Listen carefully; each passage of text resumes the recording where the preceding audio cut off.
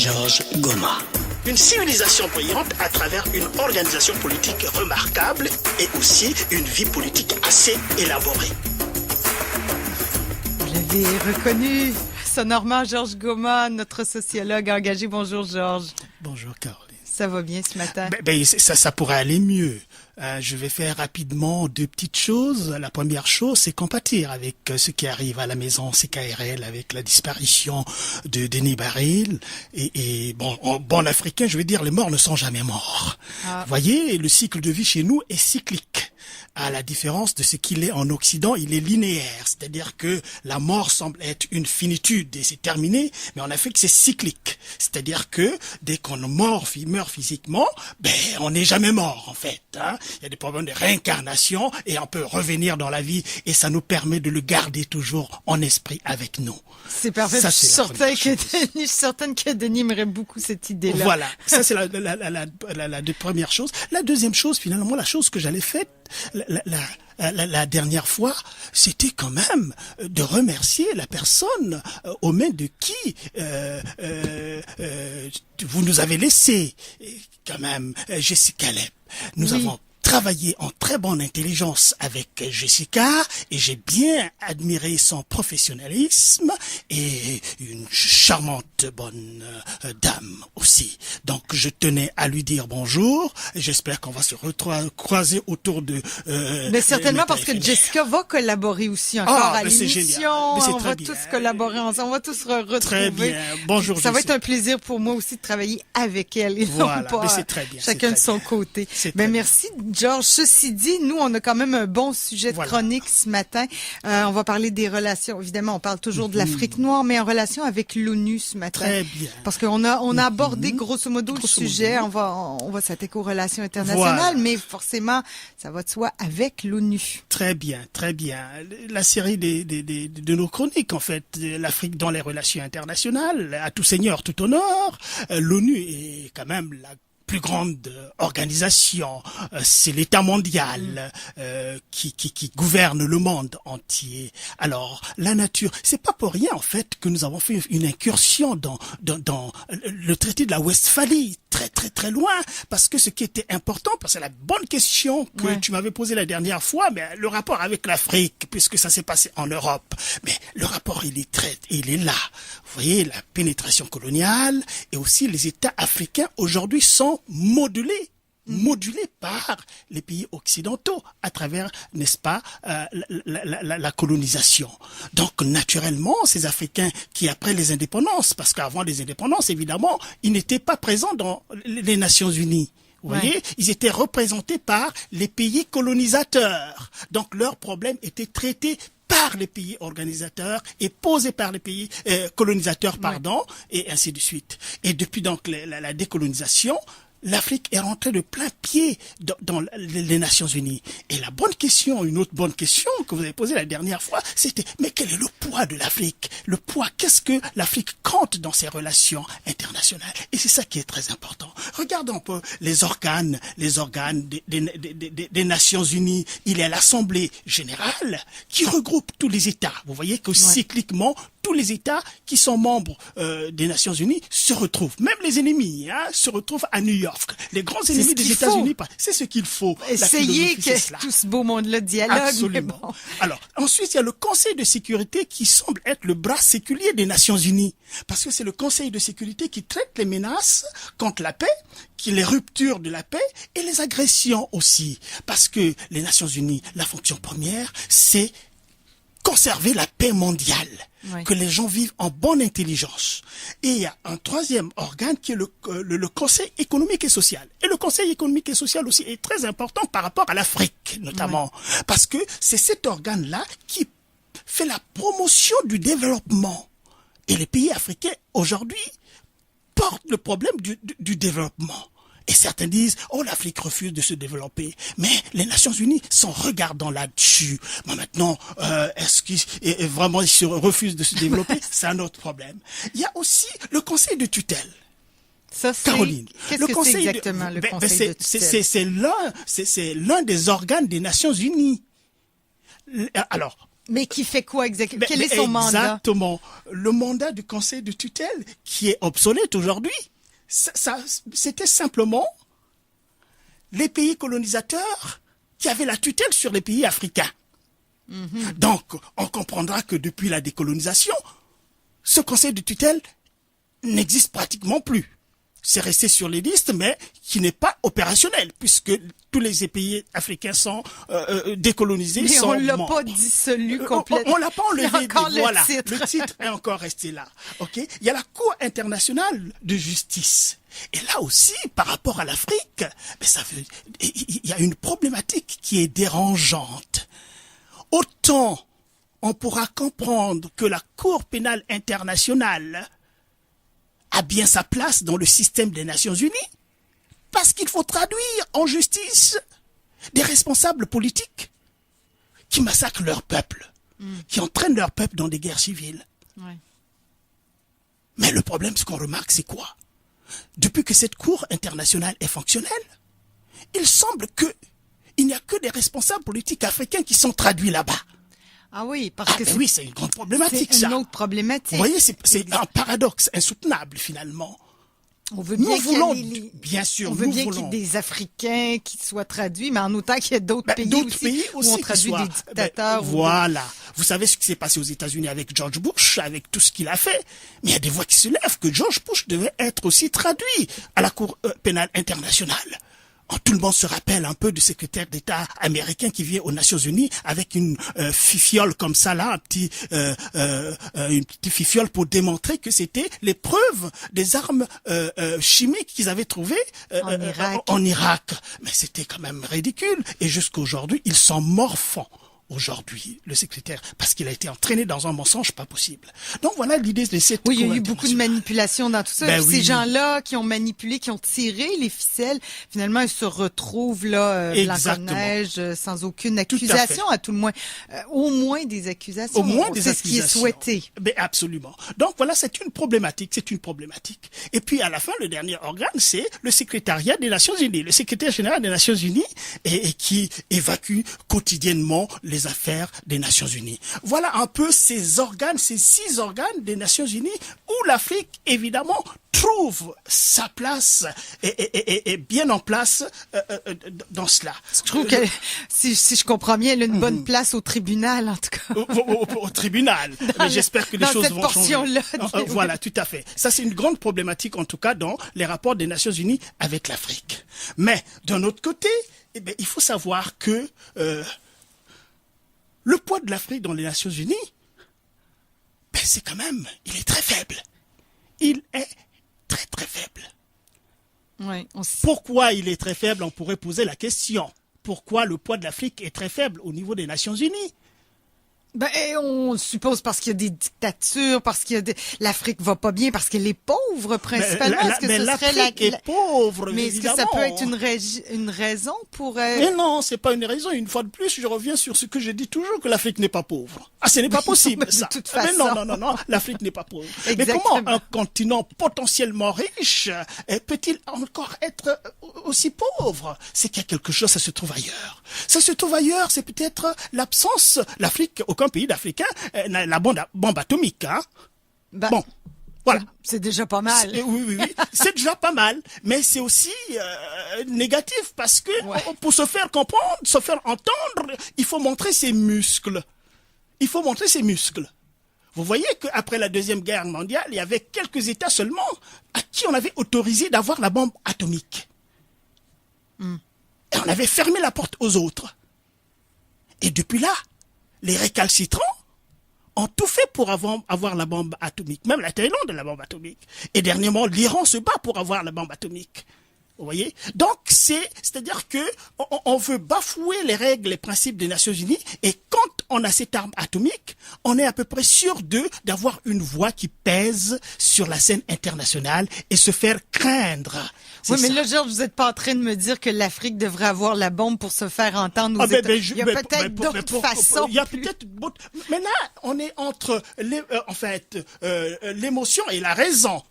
l'émotion, évidemment, quand ces choses-là, mais non, on n'a pas besoin des armes, on n'a pas besoin de ceci. Mais regardez l'industrie de l'armement. L'industrie de l'armement dans les pays occidentaux, un peu partout, cette industrie est toujours là.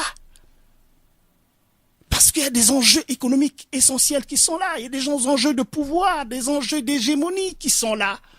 Oui, c'est ça la réelle politique aussi. L'émotion et la raison, c'est toujours le même problème. Donc, je crois quand même que, bon, aussi, on va pas se doter de l'arme atomique comme ça. Il y a quand même, quand on a l'arme atomique, il faut savoir bien l'utiliser, l'arme atomique, sinon on va faire sauter le monde entier. Vous voyez? On souhaite qu'il n'y en ait plus de toute façon, nulle part sur la planète, peu importe les États-Unis. Ce serait formidable.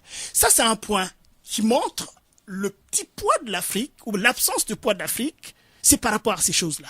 La deuxième chose, je crois, c'est, dis donc, les Africains n'ont pas le droit de veto au niveau du Conseil de sécurité. Oui. Vous n'avez pas le droit de veto. Les 15 membres du Conseil de sécurité qui ont une voix qui compte, des membres permanents, l'Afrique n'est pas là. Mais là, on parle de l'Afrique, on parle d'un continent, mais est-ce qu'il y a des pays qui seraient plus susceptibles d'avoir du poids, comme par exemple le Sénégal, des pays où ça va mieux? Parce que là, l'Afrique, c'est grand, il y a des pays qui vont vraiment pas très bien. On parle très général, mais plus tout à fait pertinente. Quel pays Caroline serait susceptible d'avoir de plus? Bon, là déjà, ce qui est en discussion aujourd'hui, c'est que l'Afrique voudrait avoir au moins une voix. Au moins une voix au Conseil de sécurité. Ce serait un point. Ce serait un point. Maintenant, le grand problème, c'est cette question que tu viens de poser. Quel pays? Il y aura la guerre, puisque l'Algérie voudrait aussi être. Oui, parce que nous, on parle lors de l'Afrique noire, mais il y a l'Afrique maghrébine aussi, dont on parle moins. D'accord. Au niveau de l'Afrique noire, alors, restons au niveau de l'Afrique noire, mais il y a quand même l'Afrique du Sud qui est là. Oui. L'Afrique du Sud est en capacité d'incarner un peu ce rôle. Bon, mais les autres pays, le Sénégal, la Côte d'Ivoire, le Mali, Soudan, le Mali. Oh, voilà. Mali, mais en tout cas, le problème se pose et je n'ai pas de solution. Je sais pas comment ils vont se dépatouiller avec cette question-là. Mais toujours est-il que l'absence de voix de l'Afrique au niveau du Conseil de sécurité des Nations Unies est un problème qui handicape beaucoup de choses et l'Afrique se retrouve toujours comme ce petit enfant à qui il faut s'occuper, prendre en charge, décider à sa place. Vous voyez? Oui. Donc ça, c'est des problématiques énormes. Donc, on est conscient à l'ONU, j'imagine qu'on travaille sur cette problématique-là. Est-ce qu'on essaie de faire avancer les choses? On travaille, on en parle peut-être, il faut dire qu'on en parle. Bon, maintenant, faire avancer les choses, c'est espérer que les choses changent dans un futur proche. Et quand on voit ces pays africains en dehors de l'Afrique du Sud, évidemment, quel pays a une force militaire de frappe de sorte qu'il soit capable d'être opérationnel tout de suite? Même l'organisation de l'unité africaine, ils sont incapables. Regardez ce qui s'est passé au Mali, il a fallu quand même que les Français interviennent. Chaque fois qu'il y a une guerre civile, il faudrait que les Occidentaux s'organisent pour venir protéger les leurs et pas les Africains. C'est ça le truc. Donc, cette question est très périlleuse, c'est une problématique très très très importante, qui, en tout cas, au moins, ça se discute au niveau des Nations Unies. Alors, l'autre chose aussi, pour vous dire que, écoutez, il faut dire aussi que 40% des conflits dans le monde, c'est en Afrique.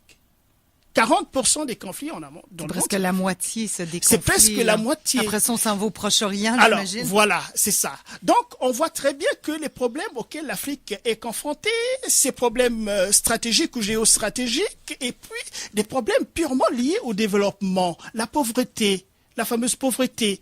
Et quand je dis dans mon approche à moi que l'Afrique n'est pas pauvre, c'est de dire que finalement la pauvreté en Afrique, c'est une construction sociale. C'est une pauvreté qui est artificielle. C'est-à-dire c'est un fonds de commerce pour certains. Parce que si on veut éradiquer la pauvreté, on peut l'éradiquer. Parce que le mode de vie de l'Africain n'est pas le mode de vie de l'Occidental. L'Africain n'a peut-être pas beaucoup de cet attirail matérialiste autour, comme on l'a ici, pour avoir le minimum vital qu'il faut, et ça, on peut le faire. Parce que en Afrique, il y a quand même beaucoup de pays qui sont très riches, qui sont des pays pétroliers. Le mien, par exemple, le Congo-Brazzaville, le 4e pays producteur de pétrole et de gaz naturel en Afrique, et il se trouve encore parmi les plus pauvres, et qui est devenu, qui a pu accéder à l'initiative PPTE, pays pauvres très endettés. Ouais. Et quand ils ont atteint ça, ils ont applaudi. Mais comment peut-on applaudir quand on va vers la pauvreté? Ça, c'est pas possible. Mais on peut dire aussi que les Nations Unies interviennent aussi dans le sectoriel. Le sectoriel en Afrique. Ben, c'est par exemple la FAO. Dans la FAO, le Fonds des Nations Unies pour le Fonds des Nations Unies pour l'alimentation et l'agriculture. Le développement de l'agriculture. Voilà, absolument. L'UNICEF aussi.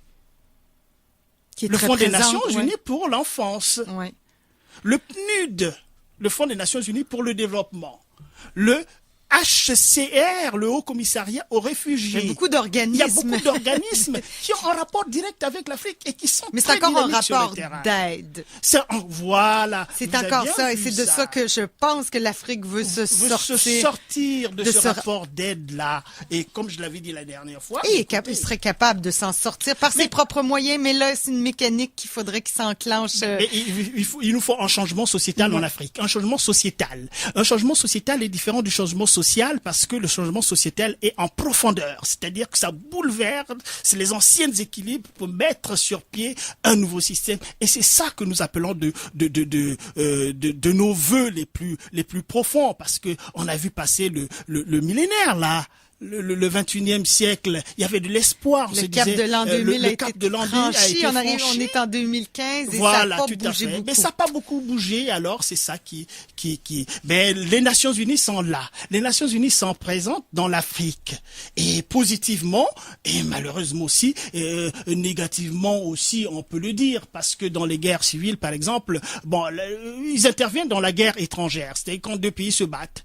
Mais quand il y a une guerre civile, c'est supposé ne pas être une guerre étrangère, donc c'est des problèmes internes. Et dans les problèmes internes, c'est les philanthropes, c'est les ONG qui doivent intervenir pour arranger les choses. Vous voyez un peu? Ouais, c'est un rôle très complexe et en même temps à la fois là, on sent un cul-de-sac là. Il faut que ça bouge. Il faut que ça bouge. Un coup qu'on a atteint le fond du baril, comme on dit, il faut que ça remonte. Il faut que ça remonte. Il faut que les relations et que la situation de l'Afrique s'améliore avec. Voilà, un peu comme le Sphinx qui renaît de ses cendres. Exactement. Voilà. Georges, merci beaucoup d'avoir clarifié pour nous les relations de l'Afrique noire avec l'ONU.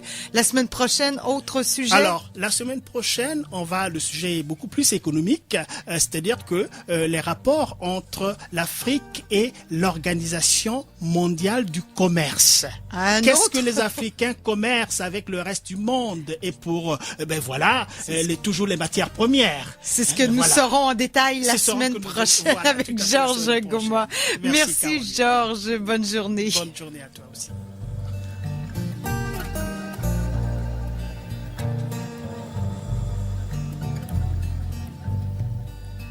Oh na makambo e, oh na makambo e, oh na makambo e, ngai na makambo e, munu para kile ba juli ba lutua,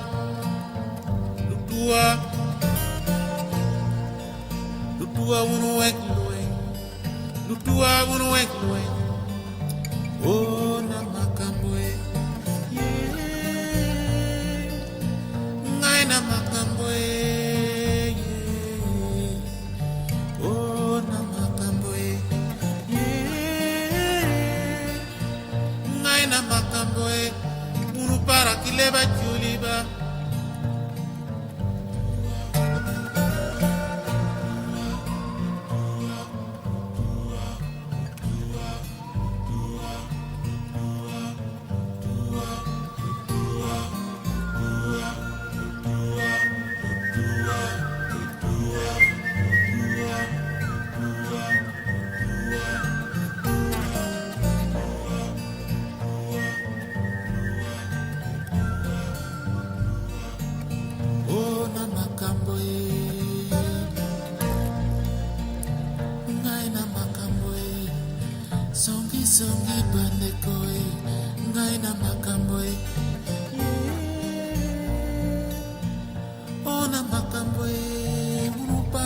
kile bachuli balutua lutua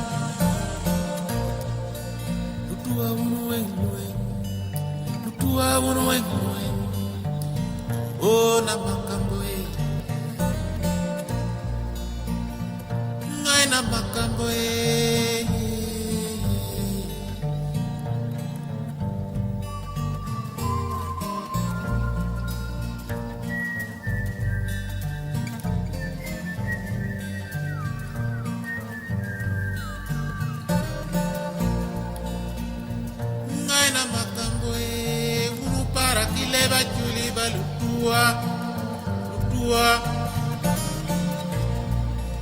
lutua unuwenwe